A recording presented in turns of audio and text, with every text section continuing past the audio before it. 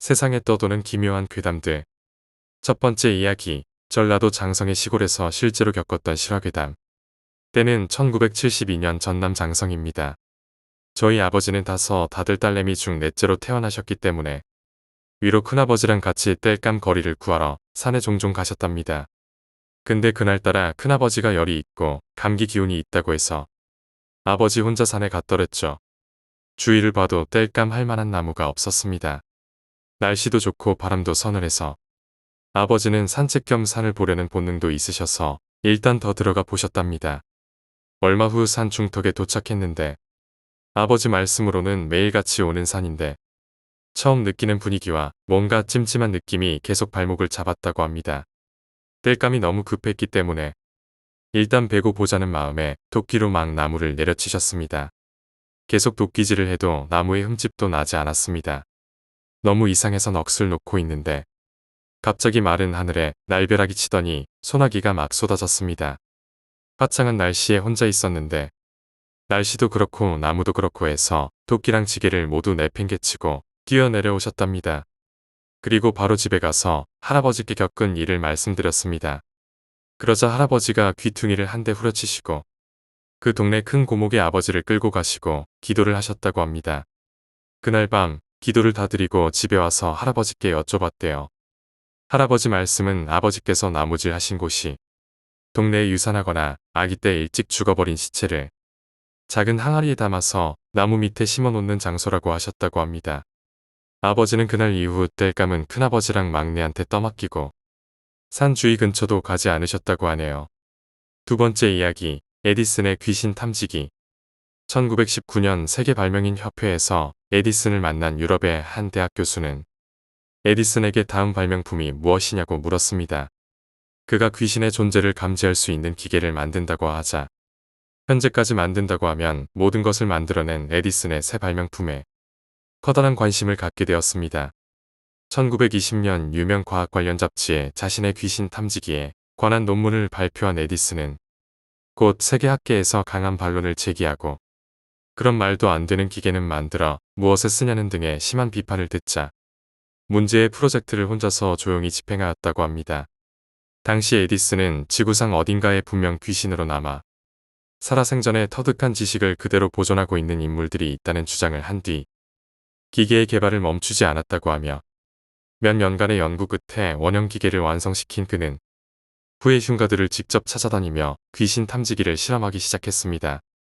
1923년 미국 필라델피아에서는 자신이 새로 지은 집에 자꾸 귀신이 나타난다고 신문에 제보한 시민 로버트가 며칠 뒤 토마스 에디슨이 집에 찾아와 무슨 실험을 해도 되냐고 하자 이를 허락하게 되었습니다.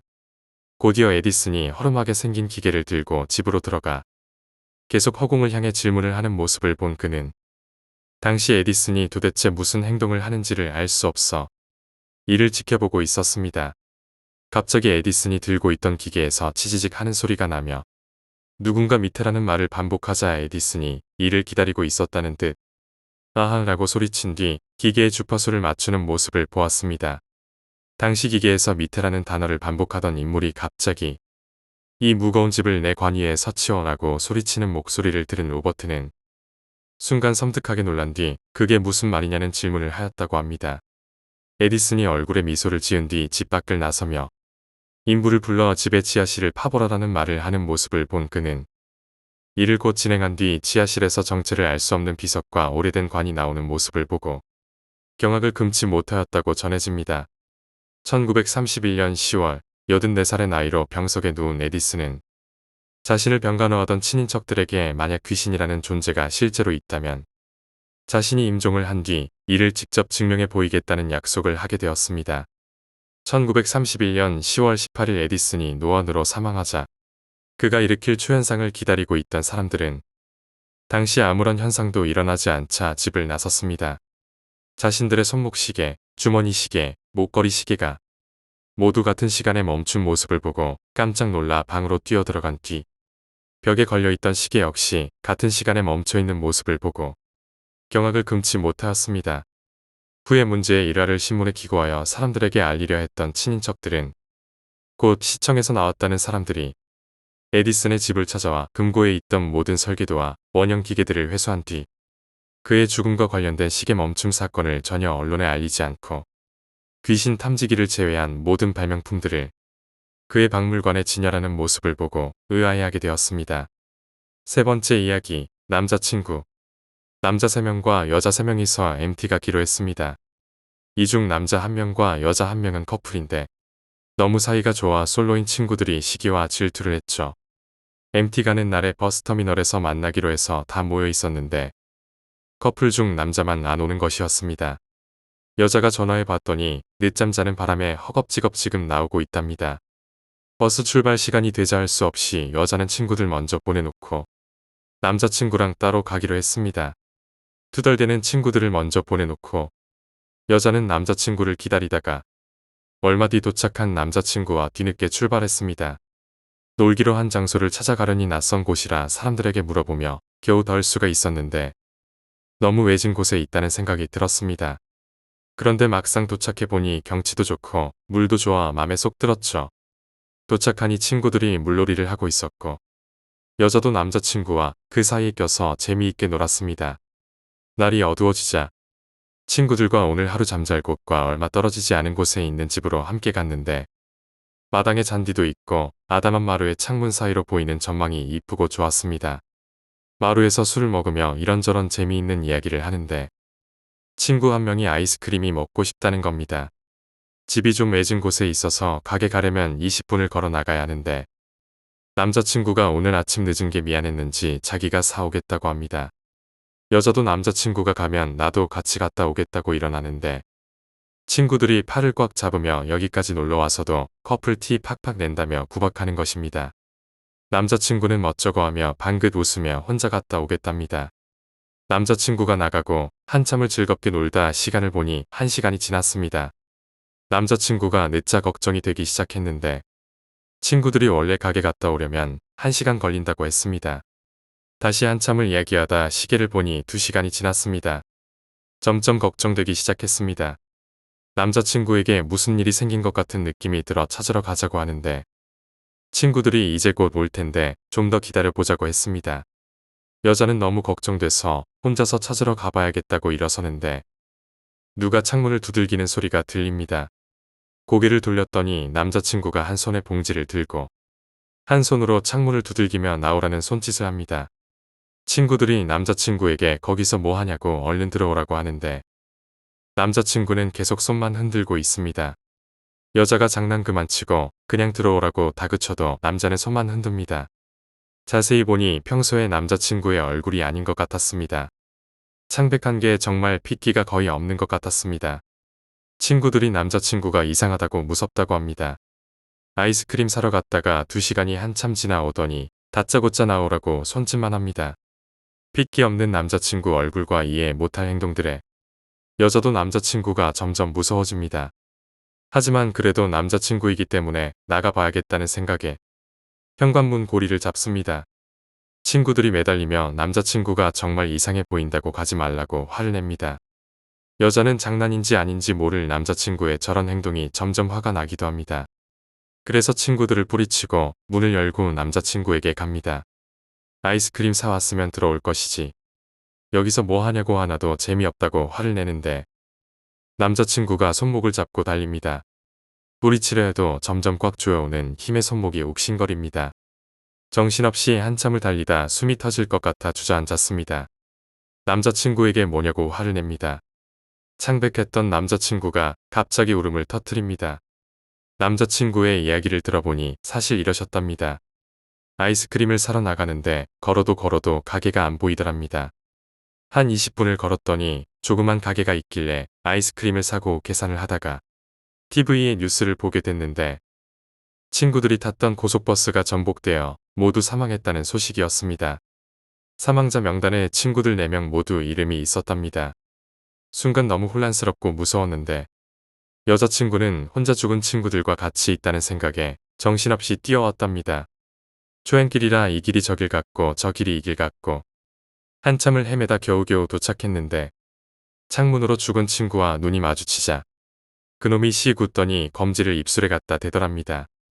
수미터까지 차올라 말이 안 나왔고 차마 죽은 친구들이 있는 곳에 문을 열고 들어갈 용기가 없었답니다. 그래서 창백한 얼굴로 계속 창문을 두들기고 나오라는 손짓을 한 것입니다. 남자친구의 이야기를 듣고 여자는 너무 놀랐답니다. 그들은 경찰서에 가서 사정을 사정하여 양해를 구하고 시간을 보내다가 날이 밝자마자 같이 가봤더니 깔끔하게 정리된 거실에 여자친구와 남자친구의 짐가방만 달랑 놓여 있더랍니다. 네 번째 이야기, 소음. 시골집에 갔다가 2달 만에 다시 집으로 돌아오니 방에서 쾌쾌한 냄새가 풍겼습니다. 환기를 시키려고 창문을 열자 찬 공기를 머금은 바람이 안으로 불어들어왔습니다. 으슬으슬 떨다가 금세 다시 문을 닫아버리고는 컴퓨터 앞에 앉았습니다. 전원을 켜려는데 위층에서 쿵쿵거리는 소리가 들렸습니다. 위층에 사는 아이들이 오늘도 시끄럽게 뛰노는 모양이었습니다. 처음엔 적응하기 힘들었지만 이제는 아주 익숙해져 버린 터라 이어폰을 귀에 꽂고는 볼륨을 높였습니다. 스트라토바리비우스의 노래가 이어폰을 타고 흘러나와 귓구멍을 메웠습니다. 여기저기 몇 번 클릭질을 하다가 오랜만에 게임이나 해봐야겠다고 생각했습니다. 여전히 냄새가 가시질 않았지만 화면에 떠오른 레지던트 이블의 메인 화면을 보고는 그마저도 금세 잊어버렸습니다. 시계를 보니 어느새 5시간이나 지나 있었습니다. 창문을 바라보니 어느새 해가 져 있었습니다. 이렇게나 게임에 빠져본 것도 꽤나 오랜만이었습니다. 한참을 앉아 있었더니 몸이 찌뿌드드했습니다. 기지개를 켜자 뼈 부딪히는 소리가 났습니다. 목이 말라 물을 먹으려고 이어폰을 귀에서 떼었습니다. 뭐야, 저 녀석들은 하루 종일 기운이 넘치는구먼. 목구멍으로 물을 넘기며 천장을 바라보았습니다. 얼마나 열심히 뛰어다니는지 형광등이 흔들릴 지경이었습니다. 이 정도면 민폐입니다. 남들 같으면 진작에 올라가서 따졌을 것이나 천성이 워낙 소심한지라 그냥 한숨만 내뱉고는 다시 컴퓨터 앞에 앉았습니다. 물론 위층 가족들의 질이 별로 좋지 못하다는 소문 역시 그에 한몫했지만 말입니다. 얼마나 지났을까? 시계를 보니 11시가 간 넘어 있었습니다. 내일은 아르바이트 담당자를 만나 보고서를 제출하기로 해서 일찍 자야 했습니다.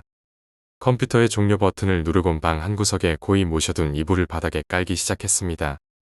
위층의 그 녀석들도 이젠 조용한 모양이었습니다. 갑자기 적막해진 방 안에서 이불 펴는 부스럭거리는 소리가 유난히 크게 들렸습니다. 불을 끄고 이불 속으로 파고들었습니다. 오늘따라 베개가 푹신하게 느껴졌습니다. 하품을 크게 한번 하고는 눈을 감았습니다. 갑자기 천장에서 울리는 시끄러운 소리가 멀어져 가는 의식을 잡아 끌었습니다. 나는 자리에서 벌떡 일어났습니다. 아까 낮에 듣던 소리보다 훨씬 빨라져 있었습니다. 천장을 올려다보니 이제는 천장이 미세하게 흔들리고 있었습니다. 아니, 저 자식들은 잠도 없나? 그보다 부모란 사람들은 도대체 뭐 하길래 입에서 욕이 절로 나왔습니다. 위층으로 가서 항의라도 해볼까 하다가 괜한 분란 일으키지 말자는 생각에 다시 이어폰을 꼽았습니다. 밤새 한숨도 자지 못했습니다.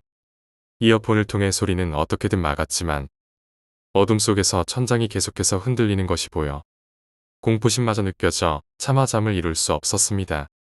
밤샘이라는 것을 해본 적이 없는 나로선 도무지 정신을 차릴 수가 없었습니다. 담당자와 무슨 얘기를 나눴는지 제대로 기억도 나지 않았습니다. 방 안으로 들어서서 그대로 바닥에 쓰러졌습니다.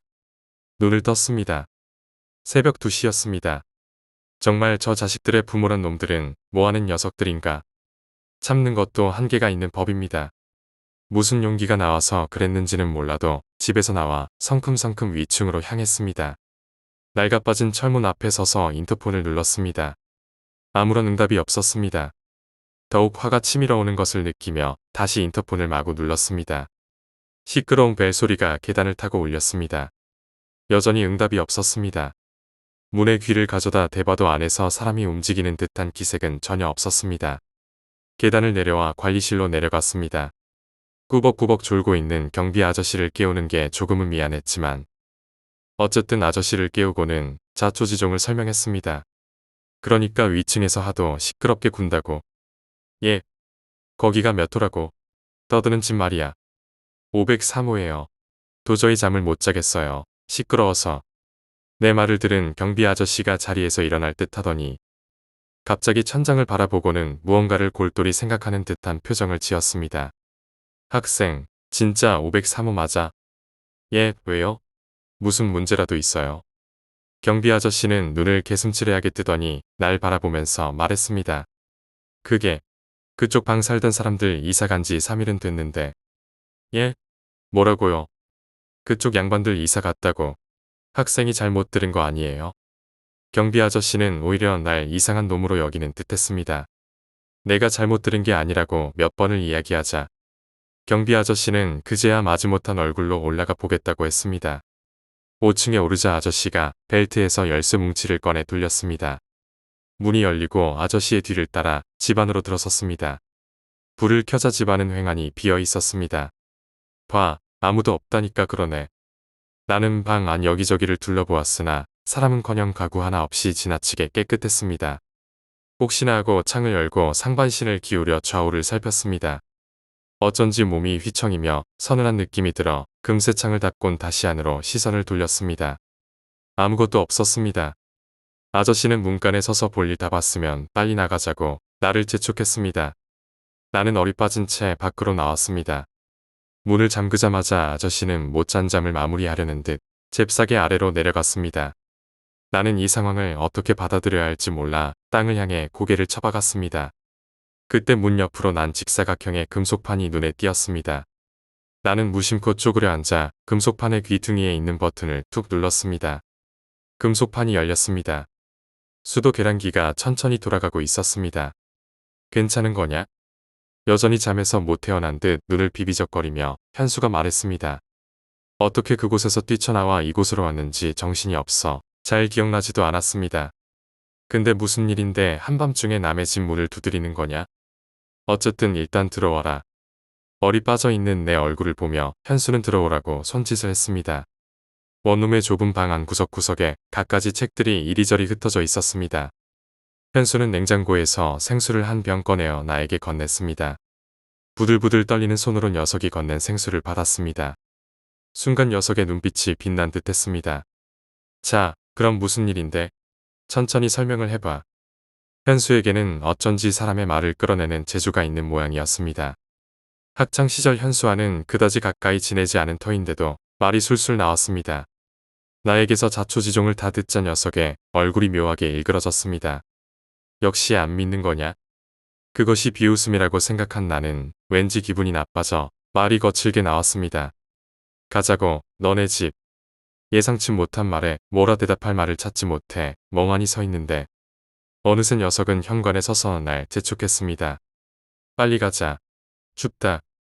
새벽 5시가 넘어가고 있었습니다.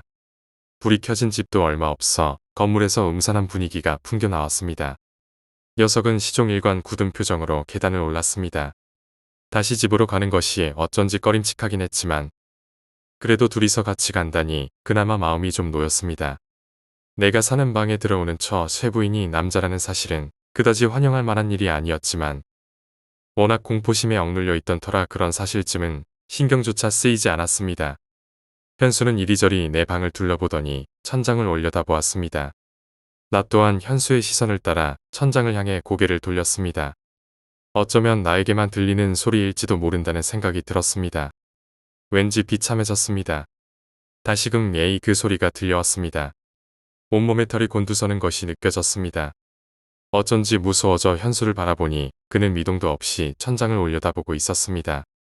내가 말을 건네려는데 그가 손가락을 입에 가져다 대며 조용히 하라는 몸짓을 했습니다. 얼마 지나지 않아 갑자기 현수가 자리에서 벌떡 일어나더니 나에게 다가와 속삭이듯 말했습니다. 아무래도 위층에 올라가 봐야겠어. 경비실에 키 있다고 했지? 아까 올라가 봤어. 아무도 없다니까. 글쎄, 과연 그럴까? 녀석은 의미심장한 말을 하며 현관으로 향했습니다. 따라 나서려는데 녀석이 날 바라보며 말했습니다. 넌 여기 있어. 왜? 여긴. 어쩐지 무섭다는 말을 내 입으로 꺼내는 것이 창피해서 머뭇거렸습니다. 넌 여기 있어야 돼. 무슨 확고한 믿음이라도 있는 것일까? 녀석은 얼굴에 정색을 하곤 나에게 명령조로 말했습니다. 하지만 여기 있어. 걱정하지 마. 너한텐 아무런 일도 일어나지 않을 테니까. 워낙 확신에 찬 말투인지라 그 귀에 눌린 나는 다시 방 안으로 돌아왔습니다. 녀석이 계단을 내려가는 소리가 들렸습니다. 어쩐지 녀석이 이대로 사라져버리는 것이 아닐까 하는 생각이 들었습니다. 여전히 천장은 흔들리고 있었습니다. 갑작스런 진동음에 화들짝 놀라 품 안을 살펴보니 전화가 걸려오고 있었습니다. 휴대폰을 귀에 가져다 댔습니다. 괜찮냐? 현수였습니다. 안도하는 마음에 한숨이 나왔습니다. 지금은 천장에서 소리 안 들리냐? 그러고 보니 언제부터인가 천장에서 소리가 또 끊겼습니다. 아니, 안 들리는데. 좋아, 지금부터 내 말 잘 들어. 나는 병실을 나오며 물었습니다. 어떻게 안 거야? 이 세상에 이상한 일 따윈 없으니까. 그래도 그렇지. 거기에 사람이 있다는 건 어떻게 알았는데. 냄새가 났으니까. 무슨 냄새? 처음에 내 방에 들어서자마자 났던 냄새 말이야. 그게 위층에서도 나더라고. 그게 왜? 새집 냄새였거든. 꽤나 오래된 아파트인데도 그 냄새가 잔뜩 풍기더군. 분명 포르말데히드 냄새였어. 흔히들 시멘트 냄새라고 하는. 단지 그것뿐이야. 아니, 그때까지도 그냥 그럴 수도 있다고 생각했어. 어딘가 근처에서 보수라도 한 모양이다 했지. 하지만 어쨌든 난 초자연 현상 따윈 믿지 않아. 위층에서 소리가 난다면 분명 거기엔 누군가가 있다는 거야. 다른 이유는 없어. 그래서 난 자고 있던 관리인 아저씨를 반협박해서 다시 그곳으로 올라갔지. 그런데 역시나 무슨 일이었는데 각 이사한 사람의 집치곤 지나치게 깨끗했어. 보통 이사를 할 때 바닥 구석구석까지 세세하게 닦지는 않아. 그러고 보니 지나치게 방이 깨끗하긴 했었던 것 같습니다. 그리고 결정적으로 천장이 너희 집보다 낮았어. 규격대로 지어지는 아파트에서 유독 한 집만 방의 크기가 다르다면 무언가 인위적인 어떤 조작을 가했다는 거겠지. 아, 그래서 창문으로 몸을 내밀었을 때 균형을 못 잡은 거였나. 물론 너희 집하고 기본 구조는 똑같으니까. 집에서 하던 것처럼 몸이 무의식적으로 창을 향해 기댔는데 바닥이 높았기 때문에 창턱이 지나치게 낮았던 거지. 그래서 몸이 균형을 잃은 거고. 병원 밖을 나서자 햇살이 눈을 비집고 들어왔습니다. 그건 그렇고 왜 하필이면 나보고는 아래층에 있으라고 했던 거야? 어쩌면 그게 바닥에 사람이 갇혀 있었다는 것을 뜻하는 결정적인 증거야. 무슨 말이야?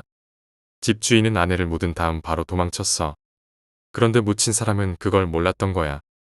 그러니까 내가 들어왔을 때 아내는 남편이 돌아온 줄 알고 바닥을 치지 못한 거지. 소리가 나면 살아있다는 게 들켜버리니까. 그리고 내가 관리인과 들어왔을 때도 역시 아내는 가만히 있었겠지. 물론 나에게 곧장 오느라 확인할 길은 없었겠지만 불안해진 아내는 우리가 함께 방으로 들어서자 그렇게 미친 듯이 바닥을 두들겨댔던 거고. 그럼 마지막으로 하나만 묻자. 현수는 고개를 끄덕였습니다. 구조대 부르고 나서 갑자기 아래층에서 소리는 왜 지르라고 했던 거냐? 살리려고. 녀석이 입을 쩍 벌리곤 하품을 하며 말했습니다.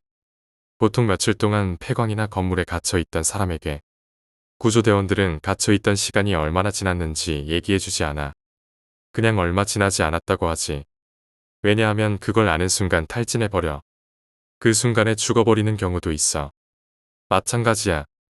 어차피 위에서 구조대원이 바닥을 뚫는다고 해도 그 여자는 남편이 자신을 죽이려고 바닥을 뚫는 줄 알았을 거야.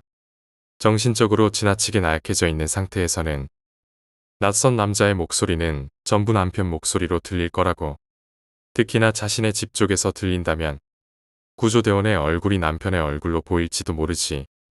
넌 달라. 어쨌든 넌 그 가족들과 면식이라도 있었을 테니까. 내 목소리는 익숙해져 있단 말이야. 그러니까 너에게 도와달라고 그렇게나 열심히 바닥을 두드려댔던 거고. 구조 중이라고 외치는 내 목소리에는 분명 반응할 거라고 생각했어. 희망만 있으면 사람은 쉽게 안 죽어. 택시를 잡으려 손을 흔들며 그가 말했습니다.